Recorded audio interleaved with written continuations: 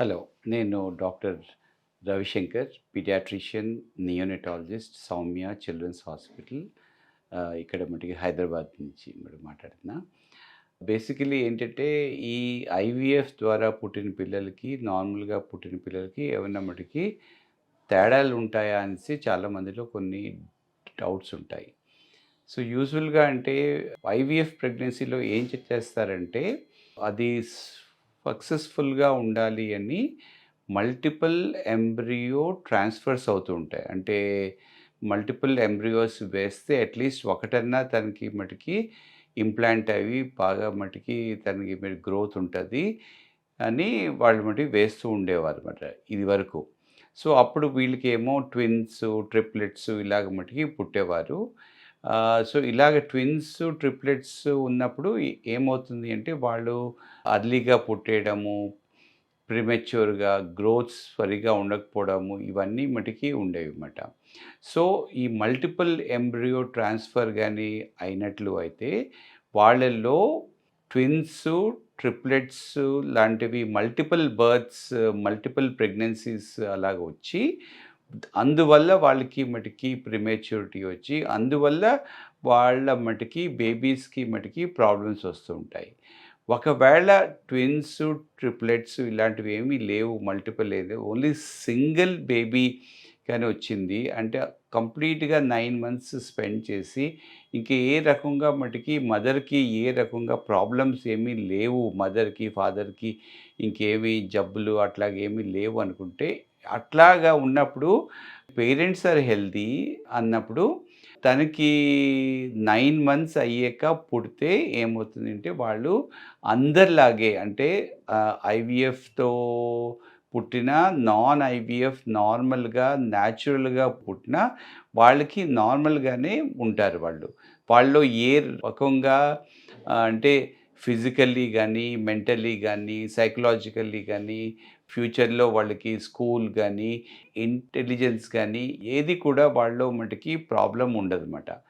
So, అంటే ఒకవేళ ఈ జనరల్‌గా ఏంటంటే ఐవీఎఫ్ అన్నది ఎందుకవుతుంది అంటే ఎప్పుడైనా మటికి పేరెంట్స్‌కి కొద్దిగా మటికి ఏజ్ ఎక్కువైపోవడము, వాళ్ళ హెల్త్ ఇష్యూస్ ఉండడం వలన, లేతే వేరే వేరే మటికి అదర్ మెడికల్ కండిషన్స్ ఉన్నప్పుడే వాళ్ళకి మటికి సరిగ్గా ఫర్టిలిటీ ఉండక వాళ్ళు మటికి ఐవీఎఫ్‌కి వెళ్తూ ఉంటారు. సో, మదర్, ఫాదర్ అంటే ఇల్‌నెసెస్ వాళ్ళ ఏజ్ బాగా ఎక్కువుంది ఏజ్ ఆర్ వాళ్ళకేమైనా మటికి ఎండోక్రైన్ హార్మోన్ ప్రాబ్లమ్ ఉంది ఆర్ సమ్ అదర్ ఇష్యూస్ ఉన్నాయి. అట్లాంటి అప్పుడు ఏంటంటే పిల్లలకి అలాంటి కండిషన్స్ వల్ల అప్పుడప్పుడు పుట్టిన పిల్లలకి మటికి ప్రాబ్లమ్ ఉంటాయి. ఒకవేళ మదరు, ఫాదరు ఒకవేళ మటికి ఐవీఎఫ్‌తో పుట్టిన పిల్లలు వాళ్ళిద్దరు మటికి హెల్తీగా ఉన్నారు. అండ్ తనకి సింగిల్ బేబీయే కంప్లీట్‌గా 9 మంత్స్ వరకు వచ్చి దాని తర్వాత డెలివరీ అయింది అంటే, అట్లాంటి పిల్లలకి నార్మల్ పిల్లలకి అంటే న్యాచురల్‌గా పుట్టిన పిల్లలకి ఏ రకమైన డిఫరెన్సెస్ ఏమి ఉండవమాట. వాళ్ళు మటికి బానే ఉంటారన్నమాట. సో, మనకి ఏ రకంగా ఇబ్బంది ఉండదన్నమాట. సో, ఏంటంటే జనరల్‌గా మనం ఈ ఐవీఎఫ్‌తో పుట్టినప్పుడు వాళ్ళకేదో ఇబ్బందులుంటాయి. ఆర్ సమ్ ఆర్గన్స్ సరిగ్గా ఉండవు. ఆర్ బ్రెయిన్స్ సరిగ్గా డెవలప్ అవ్వదు. ఇలాంటివి అన్నీ కూడా అవి మటికి కరెక్ట్ కాదు మాట. సో, ఐవీఎఫ్‌తో పుట్టిన పిల్లలు కూడా వాళ్ళు కూడా అందరిలాగే నార్మల్‌గా, హ్యాపీగా ఉంటారు.